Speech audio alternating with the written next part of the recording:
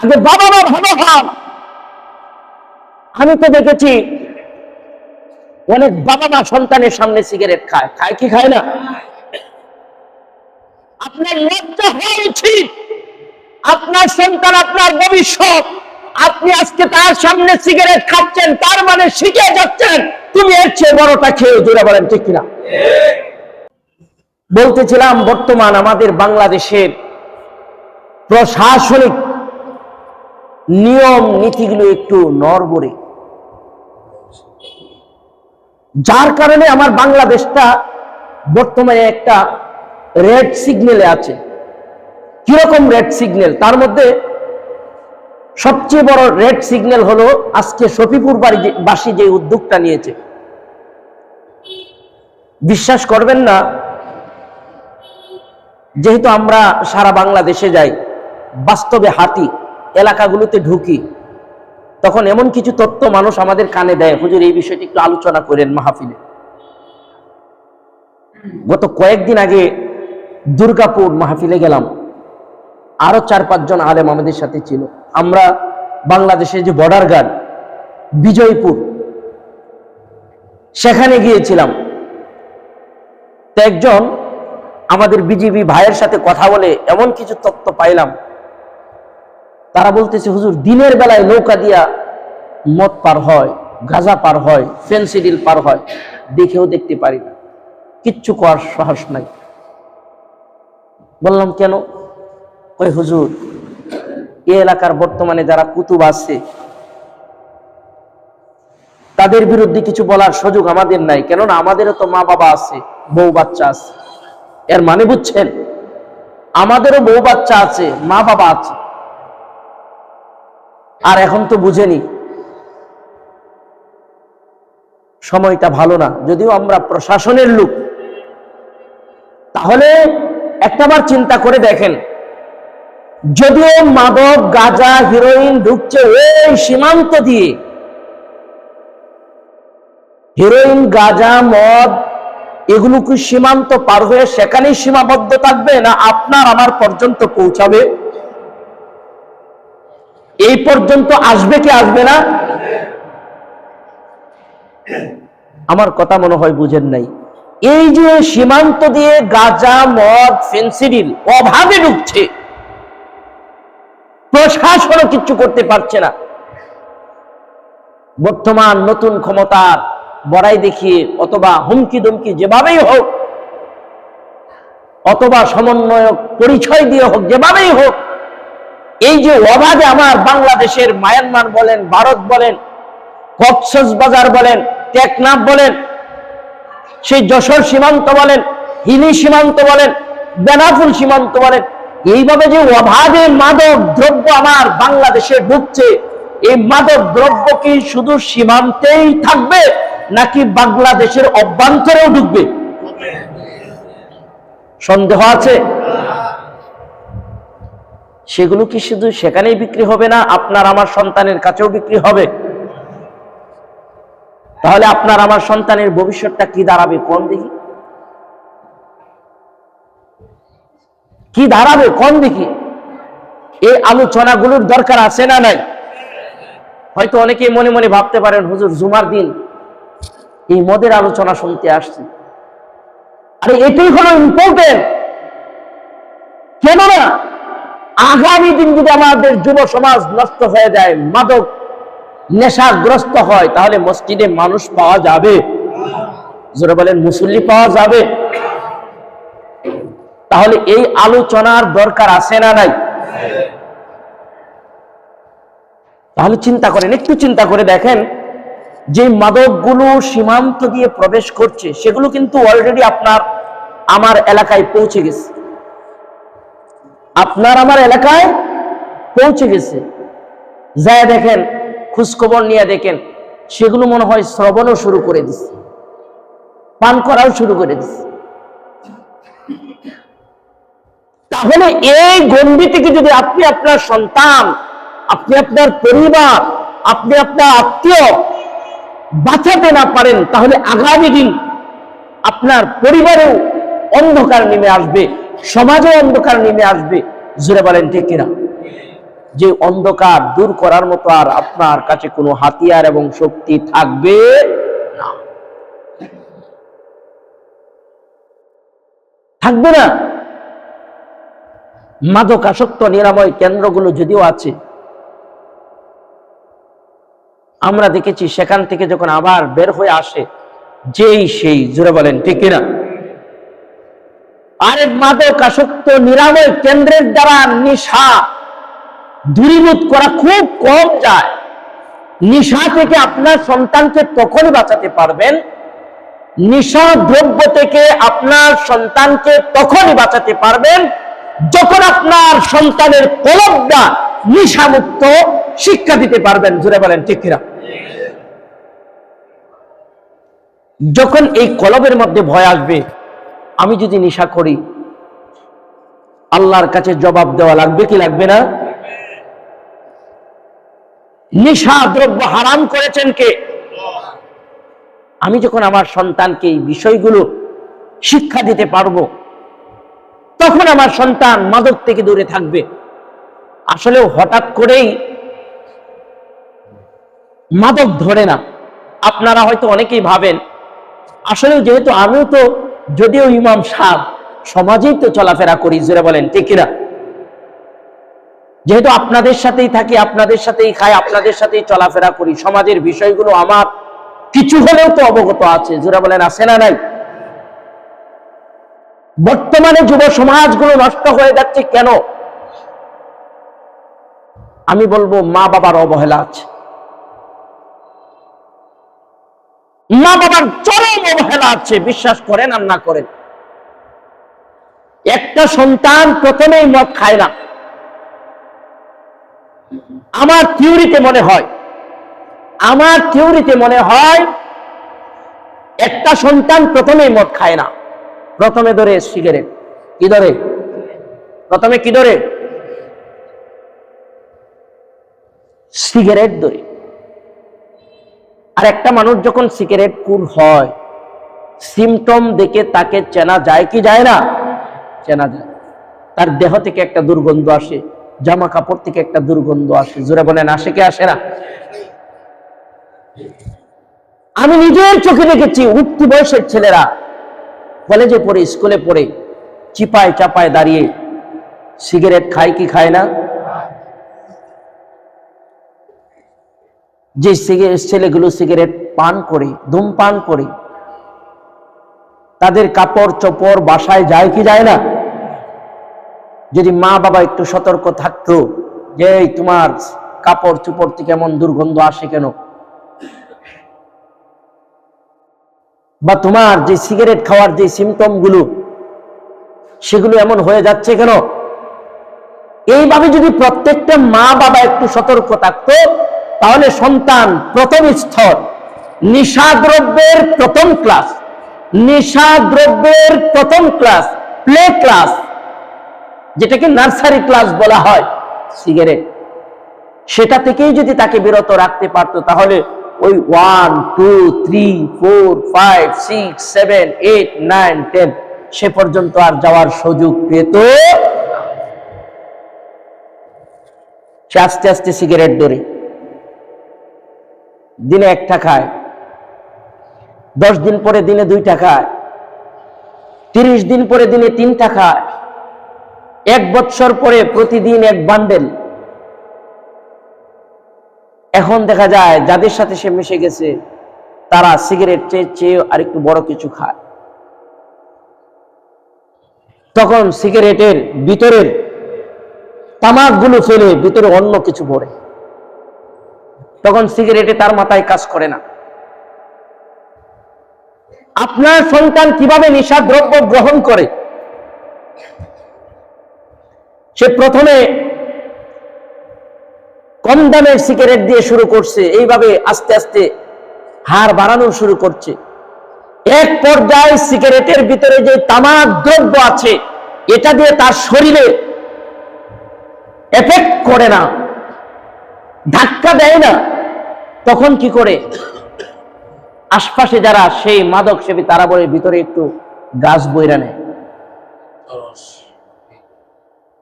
ভিতরে অন্য কিছু একটু বইরা নেয়। ভৈরা দেখ, টান দিয়ে দেখ, ফিনিক আসবে। জোরে বলেন আছে না নাই? আরে ভাই, যদি বলেন হুজুর আপনি এই সব জানেন কেমনে, আমার বাসাটা তো পুষ্কুনির পাড়ে, আমি নিজের চোখে দেখেছি। এই যে এইভাবে সিগারেটটা, এরকম সিগারেটটা আছে, প্র্যাকটিক্যালি দেখাই দিচ্ছি। সিগারেটটা এরকমই আছে, আমি দেখছি, আমার জ্বালানা দিয়ে তাকায় দেখতেছি করে নাকি প্রকাশ্যে, গোপনে না কিন্তু, এরকম করে করে ভিতর থেকে পালায়া তখন এরকমে হাতের তলায় নিয়ে ডইলা ডইলা ডইলা ডইলা এর ভিতরে দিল।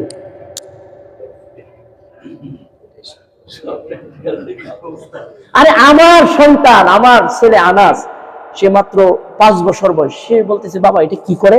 আমি কিছু না, চলে আসো। আমি জ্বালানা খোলা বন্ধ করে দিচ্ছি।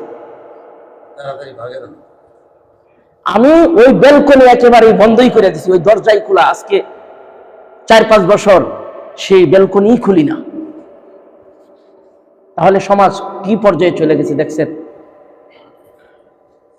তাহলে যে ছেলেটা এমন ভাবে নেশা দ্রব্য পান করে, সেই ছেলেটার শরীর থেকে দুর্গন্ধর ঘ্রাণ আসে কি আসে না? যদি বাবা মা একটু সতর্ক থাকতো, সেই ছেলেটাকে শাসন করত, তাহলে সেই ছেলেটা কি নষ্ট হয়ে যেত? জোরে বলেন যেত?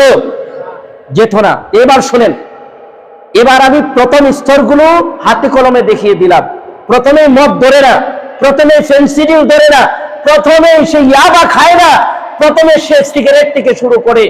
আজকে থেকে এই শফিপুরে মিশন শুরু করেন।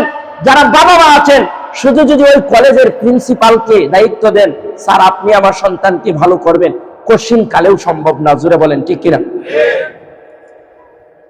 আগে বাবা মা ভালো হন। আমি তো দেখেছি অনেক বাবা মা সন্তানের সামনে সিগারেট খায়, খায় কি খায় না? আপনার লজ্জা হওয়া উচিত। আপনার সন্তান আপনার ভবিষ্যৎ, আপনি আজকে তার সামনে সিগারেট খাচ্ছেন, তার মানে শিখে যাচ্ছেন তুমি এর চেয়ে বড়টা খেয়ে। জোরে বলেন ঠিক কিনা? তাওবা করেন, তাওবা করেন। আর এর এফেক্ট কত জঘন্য ভয়াবহ, শুনলে আপনি কপালে চোখ উঠে যাবে। আমি দূরে যাচ্ছি না, ওই ঐশীর দিকে যাচ্ছি না, যে ঐশী তার মা বাবাকে জবাই করেছে। এটা তো আমাদের অনেক দূরের কথা। আমি আমার এলাকার উদাহরণ দিই, দূরে যাব কেন? দূরে যাওয়ার দরকার নাই। এ যুবক ভাইরা, তোমরা আমাদের শত্রু না, বরঞ্চ তোমরা আমাদের ভবিষ্যৎ। জোরে বলেন ঠিক কিনা? এই যুবকরা কি আমাদের শত্রু? সমাজের শত্রু? ওই যুবকরা হলো আগামী দিন সমাজের ভবিষ্যৎ। জোরে বলেন ঠিক কিনা? ওদেরকে যদি আমরা না গড়ে যাই, তাহলে তো ওরা সমাজ ধরে রাখতে পারবে না। এই সুন্দর সমাজকে সুন্দর করে রাখতে পারবে না। তাহলে এই যুব সমাজ যদি নিশার দিকে আগায় যায়, তাহলে ফলটা কেমন হবে? বাস্তব একটা উদাহরণ নেন। আমি শুধু নাম বলবো না, নাম বললেও চিনে ফেলবেন, শুধু আমি এরিয়াটা বলি। রেল লাইনের পাশে আমি একটা এতিমখানা চালাই, আমার সেক্রেটারি রফিকুল ভাই সহ আরো অনেকেই গেছেন। রেল লাইনের পাশে আমি একটা এতিমখানা মাদ্রাসায় চালাই। তো মাদ্রাসার একেবারেই পাশে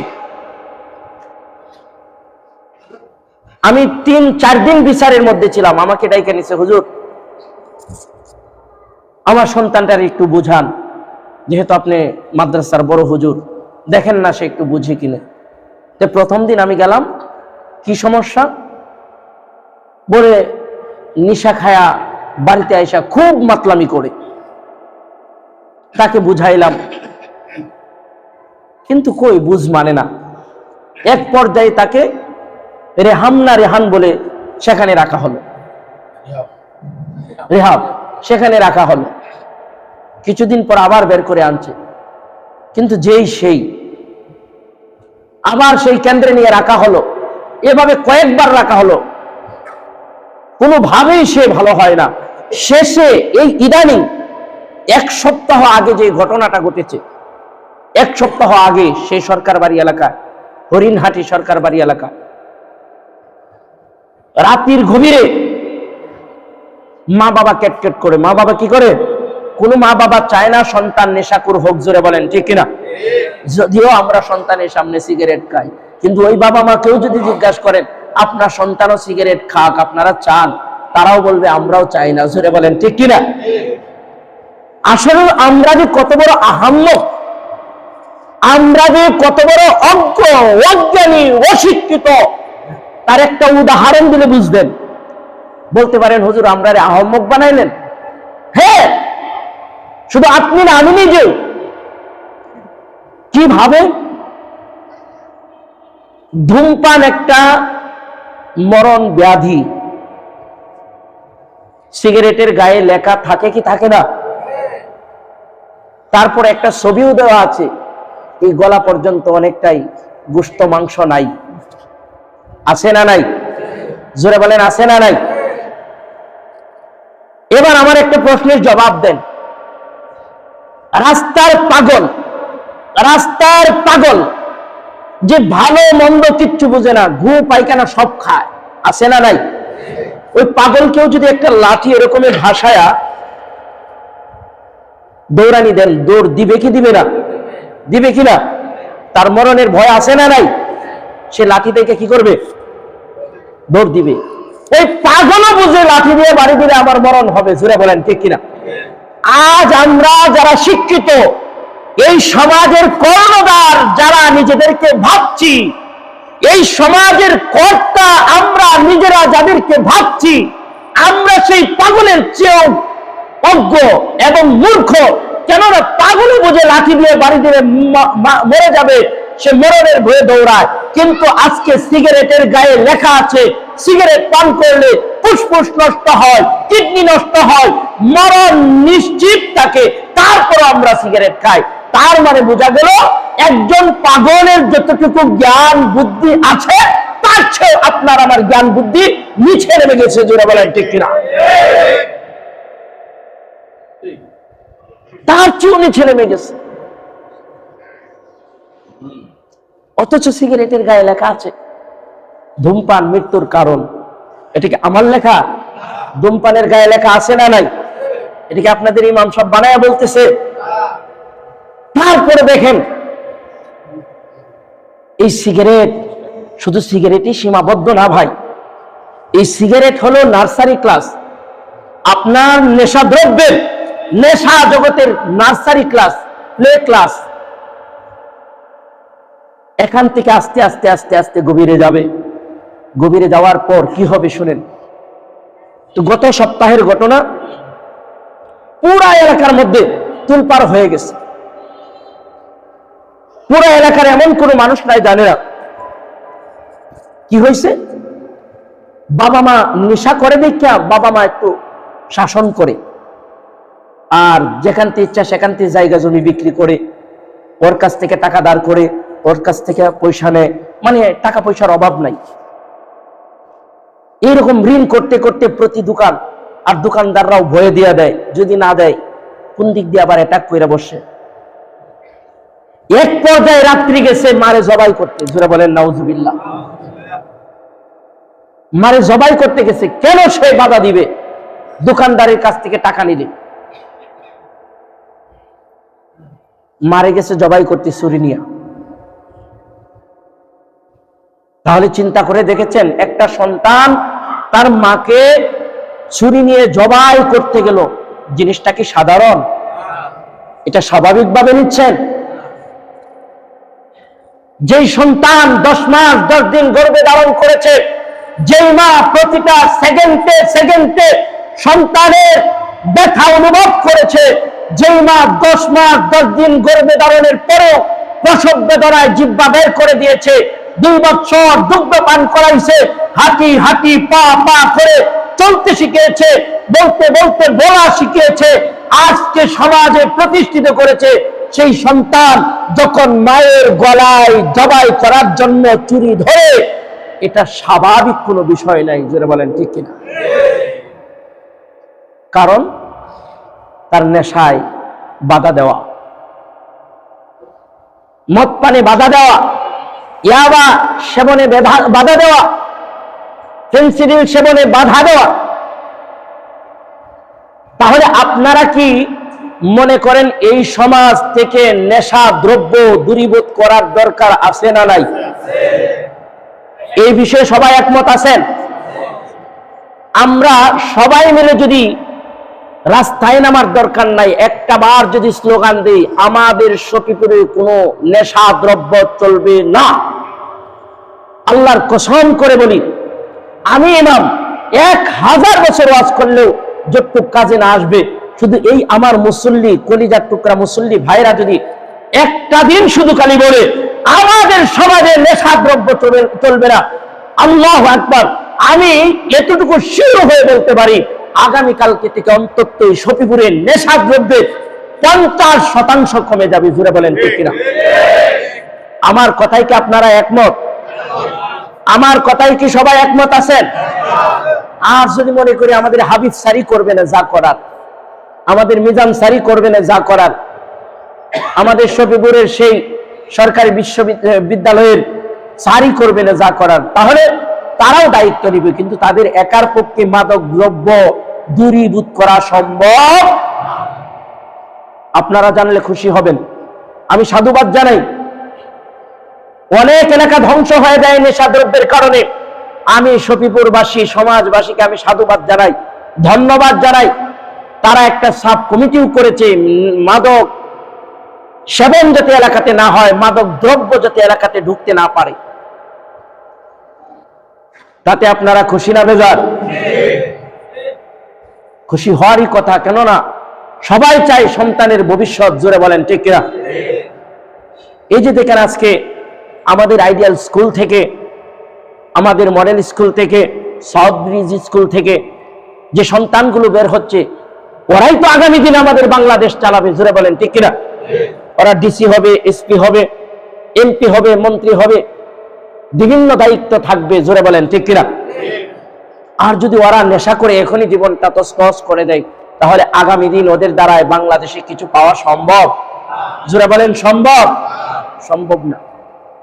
এই কারণে যদি আমার কথায় আপনারা একমত থাকেন, একমত পোষণ করেন যে এই সমাজ থেকে নেশাদ্রব্য দূরীভূত করার দরকার, এই সমাজ থেকে মদ দূর করা দরকার, ফেন্সিডিল ইয়াবা দূর করা দরকার, এই সমাজে কোনো নেশাদ্রব্য চলবে না, যদি আমার সাথে আপনারা একমত হন, আপনাদের সন্তানের ভবিষ্যৎ উজ্জ্বল কামনা করেন, তাহলে আজকে আসরের নামাজের পরে আমাদের আইডিয়াল কলেজের সামনে মাদক দ্রব্য বিরোধী র্যালি হবে।